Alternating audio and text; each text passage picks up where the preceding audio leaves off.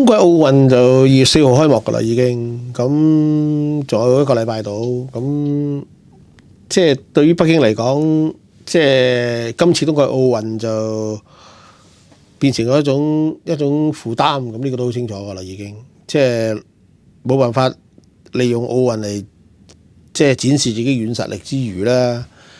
仲喺奧運會前、冬奧之前製造咗大量嘅話題。包括咗即係杯葛嘅問題啊，官員唔出席嘅問題啊，啲人好多國家叫啲運動員唔好用自己手機啊，俾啲用完即棄嘅手機同電腦佢哋用咁樣。咁呢啲全部都係即係好老實講啊，你站在中國人角度啊，真係有辱國體同埋即係好收家啲事嚟嘅。咁呢啲嘢大聲抗議都冇用㗎啦，呢一種而家國際上有種共同嘅語言都係咁講咁樣啊，咁所以硬着頭皮做落去咯，唯有嚇，反正都有啲國家會出席嘅，起碼波蘭啊、亞洲5個小國啊、普京啊嗰啲都會去嘅，咁總叫有啲人撐下場面嘅嚇。不過就冇晒嗰啲即係富裕啊、民主啊、歐美嗰啲強國，咁呢個固然係大大失色啦嚇。咁暫時都未聽到話有運動員會即係大幅度咁有啲杯葛行動，又冇啦。不過而家要防啊，就到時佢喺運動會上展示下口號啊，整啲手勢啊啲咁樣，呢啲就可以點啦？拉佢坐監咩？唔通係嘛？即係到時就好尷尬啦。不過我相信或多或少都會有，都唔定㗎啦。呢個就啊，咁到時睇下北京個反應會唔會引致一啲更嚴重嘅後果嘅啫，主要係啊。咁另一個問題就係個防疫問題啦，即係其實我覺得而家歐美嗰啲運動員就未必好驚嗰個疫症嘅，對於佢哋嚟講，反而就係話，如果呢個時候北京仲有大量嘅爆發嘅話咧，咁就即係到時封唔封城好咯，係嘛？奧運期間封唔封城好啊？而家已經唔賣飛派飛安排啲人去睇㗎啦喎，咁到時如果突然間又有一紮個案，係咪又好似封西安咁封咁啲城咧咁樣？咁呢個就最難處理嘅問題啦嚇。而北京咧過去幾日確實有個案嘅，佢知啊，雖然個案數就未止好多，但係你驚佢繼續持續，同埋會有更大規模嘅爆發啊嘛，係嘛？咁所以呢個就反而一個比較辣手嘅話題。咁再加埋即係當你歐美國家嗰啲頭全部都唔去，政治官員唔去，以至甚至可能有啲抗議活動嘅時候，咁北京可以點應對咧呢個問題？咁呢個時候亦都傳出美國即係領事館，據講就有啲職員提出嘅，話即係關注到嗰個防疫時間太長嘅問題，所以就要求即係要有部分人士要撤離咁樣啊。咁呢單嘢喺呢個時候咁爆，咁梗係好自然就諗係咪有人搞事咁樣啦嚇？必然係咁諗啦嚇。咁係都唔出奇嘅，我覺得係都唔出奇嘅嚇。咁即係國際社會確實有啲人就會利用呢件事呢個階段去做啲嘢，去進一步即係突出北京嗰種即係反文明啊，或者話野蠻嘅形象，必然係咁噶啦嘛啊！咁所以你見到北京嘅反應都唔係話擘大嗰個喉嚨，開大啲喉舌嚟到大肆鞭撻，只係而家揾阿王毅打個電話，即係佢話俾腰添啦啊，傾下偈啫啊！咁呢件事會唔會即係就咁收科咧？呢個唔知啦。咁但係件事，我相信都。如果呢個係真係有啲有心人搞事嘅話咧，我相信都唔會完咯。即係未來一個禮拜可能做啲第二啲動作都唔定咯。即係揾個轉機車飛人翻去咁都幾好睇啊！咁即係呢屆嘅冬奧咧，就唔會為北京帶嚟好多過往搞啲 event 咧，都係一啲即係帶嚟一啲政治嘅利益同效果噶嘛。咁呢次北京冬奧咧，就呢個作用就會好細啦，已經。咁但係點都硬着頭皮做落去㗎，係嘛？咁所以就唯有抬啲老朋友出嚟咯，係嘛？咁啊，即係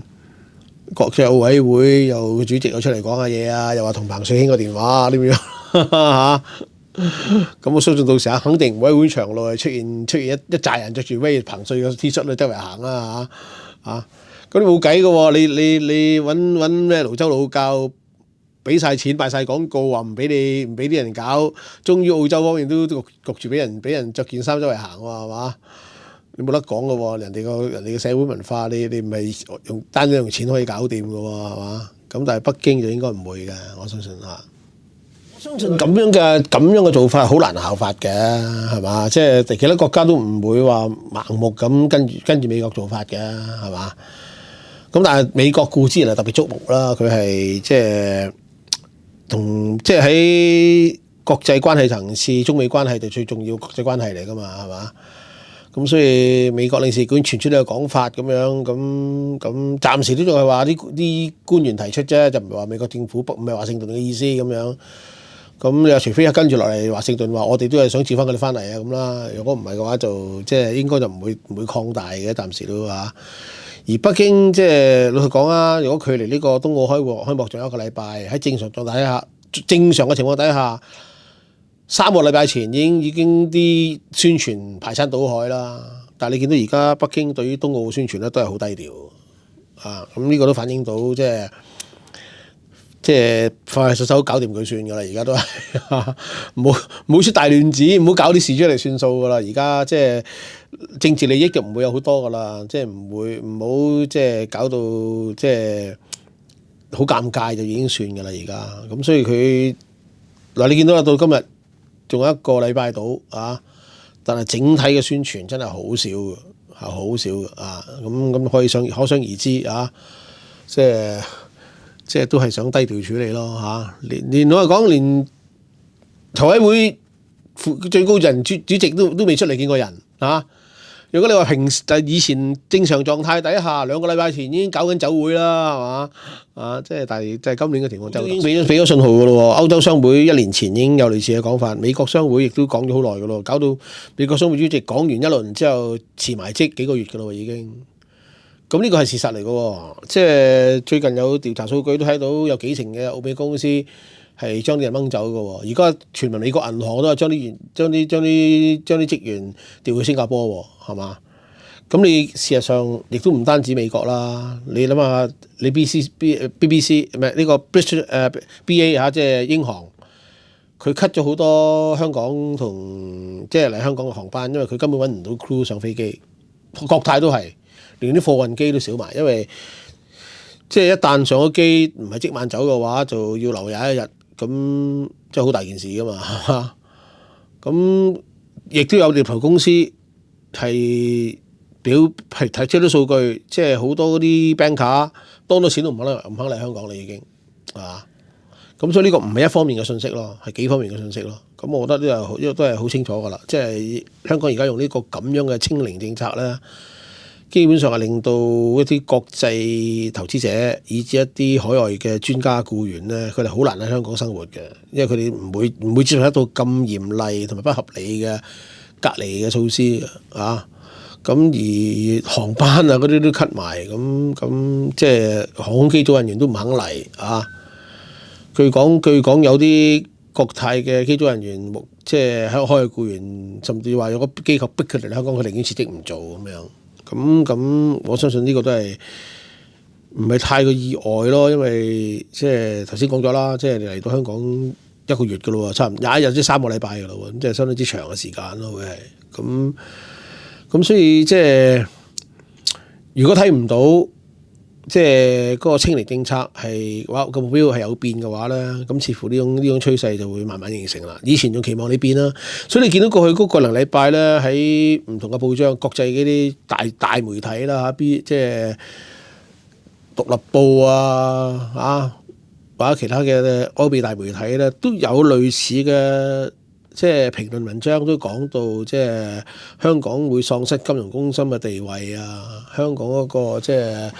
國際商貿中心嗰個角色會進一步淪落啊咁樣，咁呢啲講法似乎都唔係話偶然咯。我哋唔可以假定呢啲國際嘅大媒體差唔多同一時間係俾某啲權勢即係收買，唔可以咁假定㗎嘛，係嘛？咁所以